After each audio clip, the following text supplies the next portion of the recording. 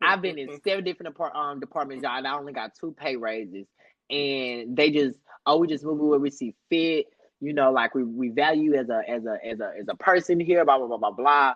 But when I went to talk to him, like, so what is this position? Like, you're not giving me like no insight on what's going on. Well, we really don't know what the position is.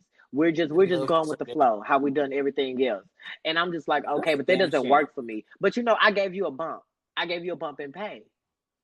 And I'm like, okay, nobody will ever be able to use that against me again, ever in life.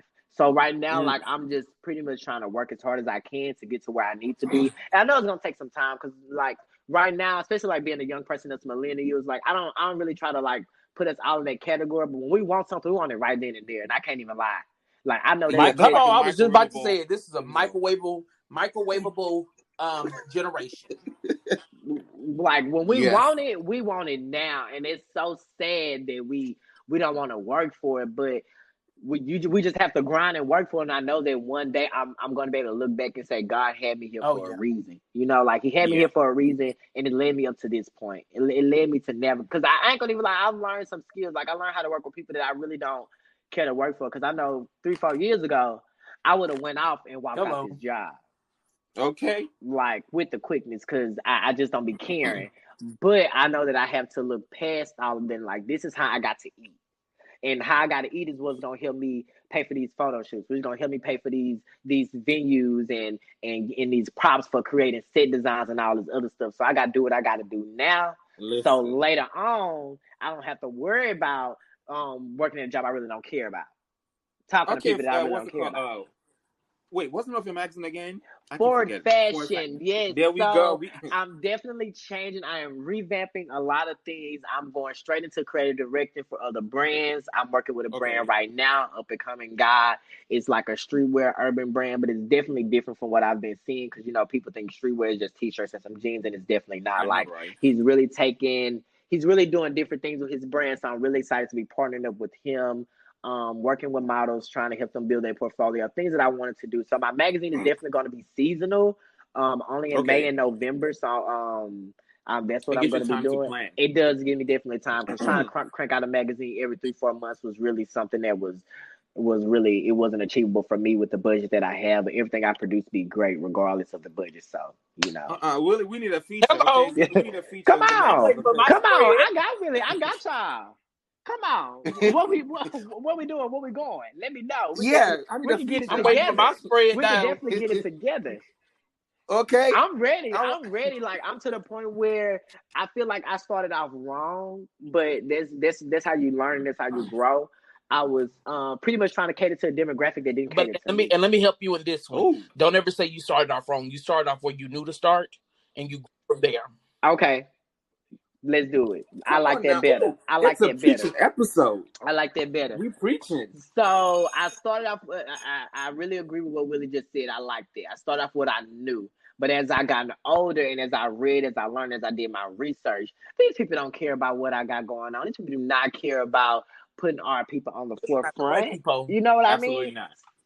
Hello. So I had to change Mm. my full way of thinking, because I was just so used to what the media put out Yeah. about fashion. You know what I mean? So I was like, let me Yeah. take all of that.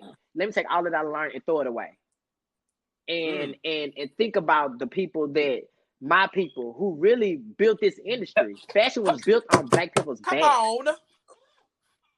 Oh. and people really don't Classes in know that. session. And and Oh, I hello. tell myself that all the time. People really don't understand it, and they don't know that, because they looking at your Givenchy, they looking at your Mm. Dior, they looking at your Gucci. They're not looking at the people like Walker Walker, Rockerwear. You know, they're not looking Mm. at those people. Those people started the streetwear industry, Hello. honey.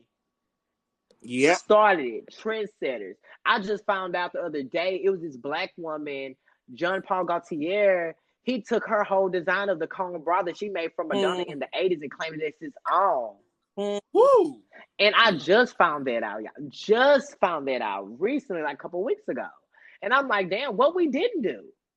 Just Mm. imagine if we was getting a credit that we deserved back then. There'll be more non-black fashion designers. We wouldn't be up here screaming, trying to pull teeth to get our people in And spreads. you know, trying to work at these big corporations. No. Go ahead, I'm You're sorry. fine. Go. Continue. No, but then like I really feel like we're still like we're getting somewhere, but it's still like we're pulling teeth still to this day, and it Yeah. has to change, and the change gotta be with me and my people. Yeah, Period. and one person that I've always loved and people is one of my favorite fashion icons is Andre Leon Talley, and he's all I love love Andre him. Leon Talley. He's always talked about inequality in fashion for years, and people called him crazy. And it wasn't until recently, especially when they started looking at Vogue and they started looking at Anna Wintour, that people was like, "Oh, maybe you weren't crazy." Right. After years, it's So, years.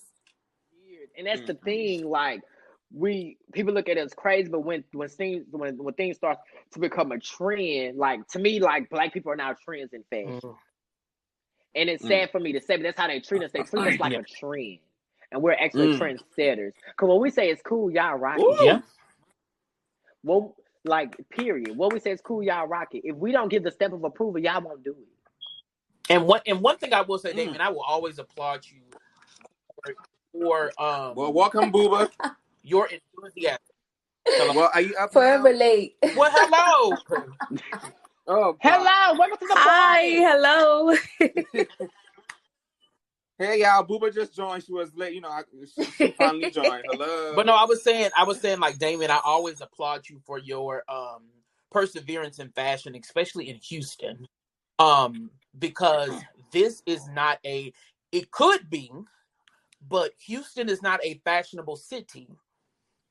And that was one of the reasons why I left the fashion game in Houston, was because, like, they don't understand it.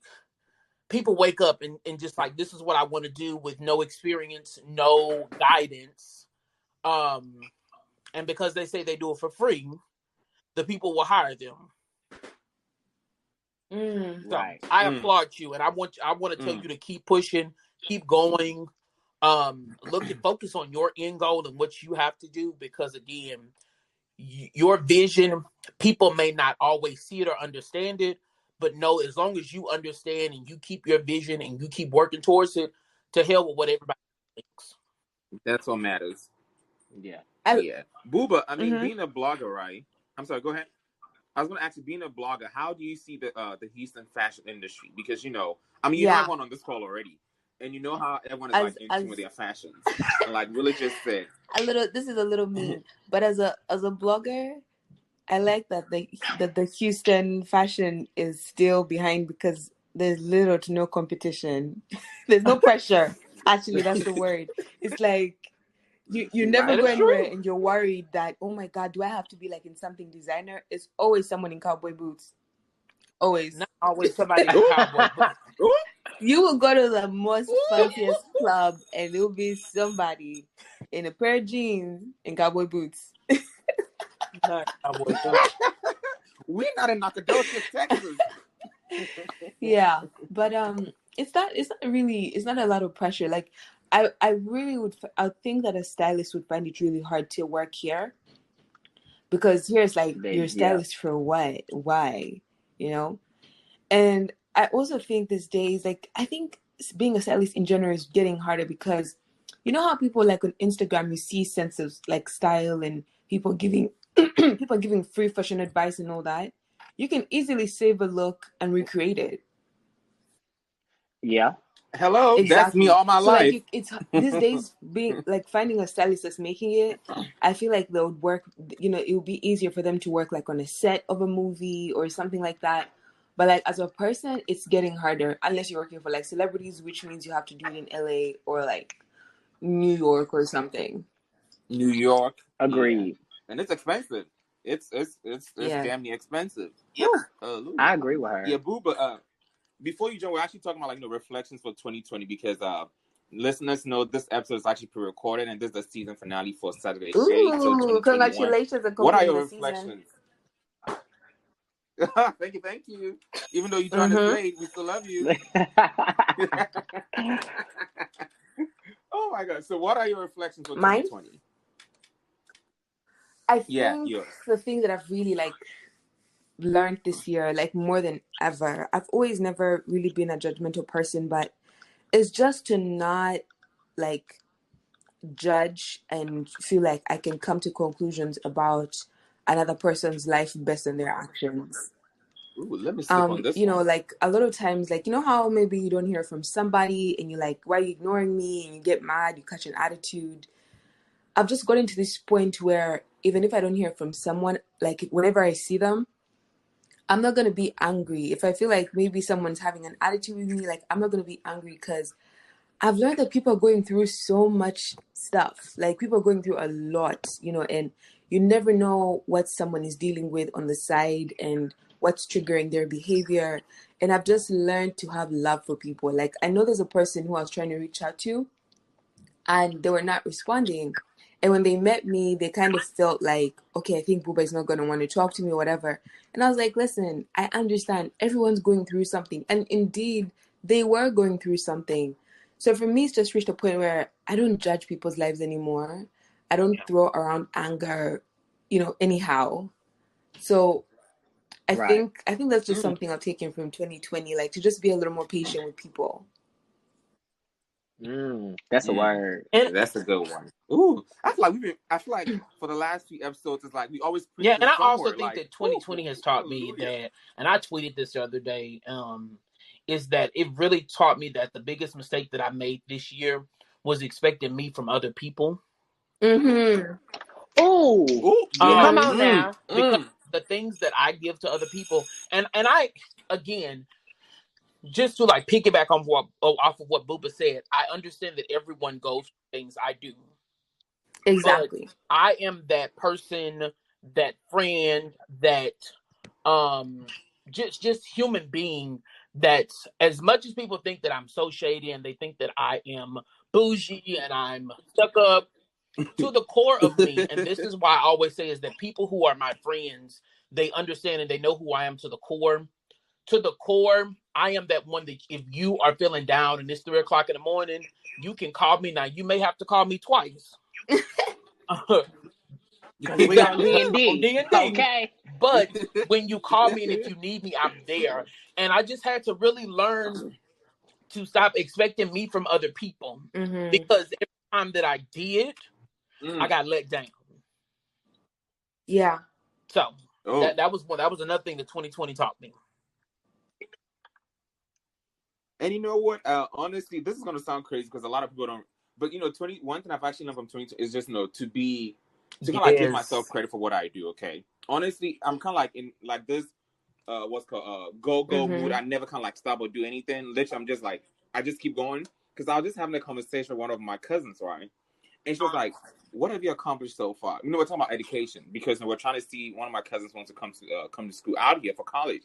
I'm like, you know what? I don't even know. And she was like, "How many degrees do you have?" I'm like, "I don't know." So we literally went down the line to count. And to be honest, I have 5 degrees. Yeah. I'm like, whoa. Wow. That's amazing. I know. I was like, what the hell? So one of my friends actually calls him like a professional student, right? And I'm like, oh, whatever.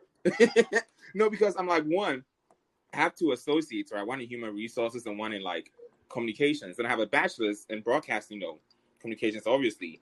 And I have 2 masters, one is an MSc in journalism innovation, and the other one is like MA in what's it called, new media and journalism. I'm like, God damn, shit, I need to get a job that I can actually handle my own shit, Right. And I'm like, I've done it myself. I'm like, because honestly, if for those that have actually known me for like the longest since elementary school, I really didn't like school. I hated school. Okay, so my friends in the world like, wow, you went at 360. I'm like, I know, but it's God, it's not me. Because honestly, if I had my own, I would never be in school. Like if it was literally up to me, I'll probably not. After high school, I think that's it. I'm like, let me just run my life. Shit, I wish was Instagram was around that time. I would have been famous doing some dumb shit. But now I'm like, you know what? It's good. I've done it myself. I need to be able to like, empower other people. It's possible. You can do it. We all don't like school. And one thing I've always said is I wish in it like anything in entertainment, right? It shouldn't be like a whole 4-year degree. It should be like a trade school, because if someone wants to like, operate like a camera and do it, I don't think it should be a 4-year degree. Even if it is, it should be a trade school type of setting where it's like hands-on all the time. And not taking all these loans and you end up being in debt for like 95 years. Baby, let me tell y'all something. Sally Mae won't get a Hello. dime